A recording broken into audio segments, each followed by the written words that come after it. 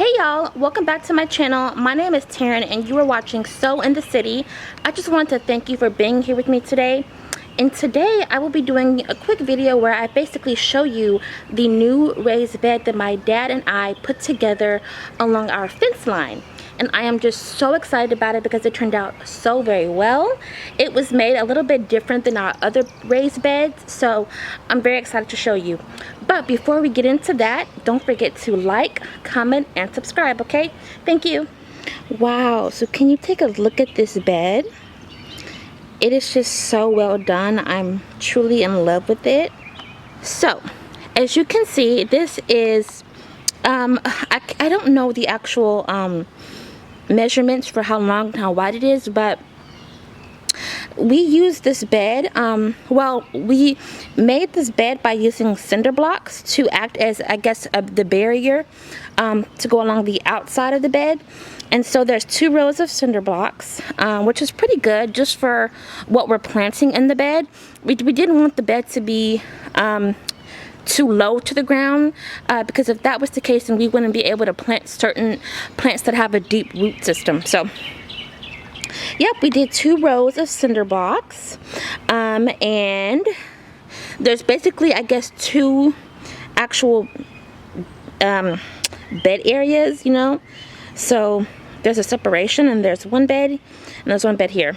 And the way that we situated our plants is we're gonna put flowers in the actual cinder block holes, only flowers in those holes.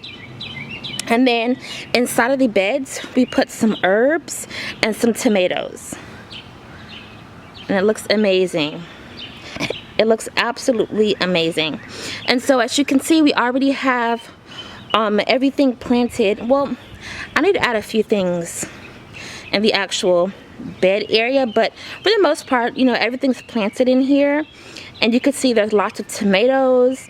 I would say we have about 2, 4, 6, just about 10 tomato plants in both of these beds. So that's really cool.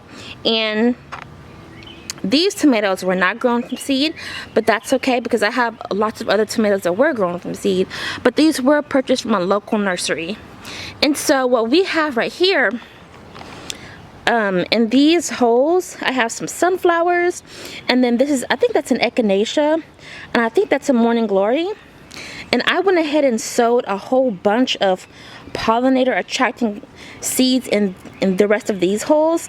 Now it's kind of hard for me to say which flowers will actually sprout in these holes, because there was an actual packet that I purchased that just had a lot of pollinator attracting seeds in it. I know there were sunflowers and echinaceas and marigolds, and other flowers like that. So it was just a whole bunch in one packet, and I put a whole bunch of seeds in each of these cinder blocks. So I don't believe these have germinated yet, which is a little concerning because we got a lot of rain these past 3 days and it's been warm. So I did expect them to germinate by now, but that's okay. I'll give it a few more days, and if it doesn't germinate, I'll just re-sow the seeds. But these did germinate. So that's an echinacea, and that's a morning glory. Okay, perfect. And so as you can see here, this is burdock, and I put some diatomaceous earth on that. But that's a burdock root. Oh, I forgot what that is. Don't judge me. I know that's lavender, and that's rosemary. And these are tomatoes. Okay. And so right here, there's more tomatoes, of course, but right here, again, I put just another seed packet, but these weren't just pollinator attracting seeds. These are, I think they attract butterflies. So that seed packet had just a lot of flowers that attract butterflies. I can't recall what all the flowers were, but I just put a whole bunch of seeds from that packet in here. And as you can see, some of them are germinating. So that's nice to see. That germinated. And then let's see, down here that germinated, and that germinated, and that germinated. So that's good. So these are doing really good. Those germinated, but these over here are struggling to germinate. So I may have to resow these, but that's okay. But yeah, the only other thing that I'll have to put in these beds is I might interplant some basil in here, because basil does great with tomatoes, of course. So and it's actually starting to rain again. But yeah, so back to the raised bed. This raised bed is just awesome. It's literally so simple to do. We just got 2 layers of cinder blocks to actually line the bed, and then once you do that, you can then put down your weed blocker. We use weed blocker just obviously to act as a permanent barrier for the weeds that we have in our yard, so that they don't grow up and start showing in the actual bed itself.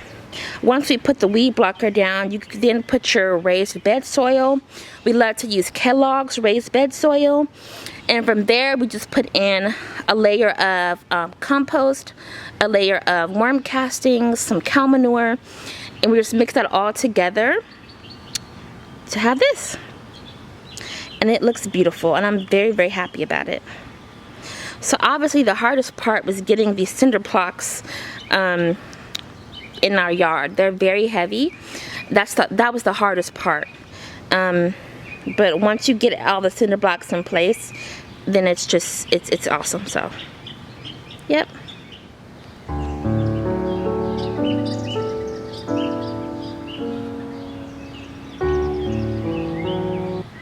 Well, that's all for today's video. As you can see, it's raining a little bit, so I'm gonna go ahead and go inside. But I just wanted to thank you again for watching this video. I greatly appreciate it, and don't forget to like, comment, and subscribe. Okay, thank you for watching. I'll see you in the next video. Bye.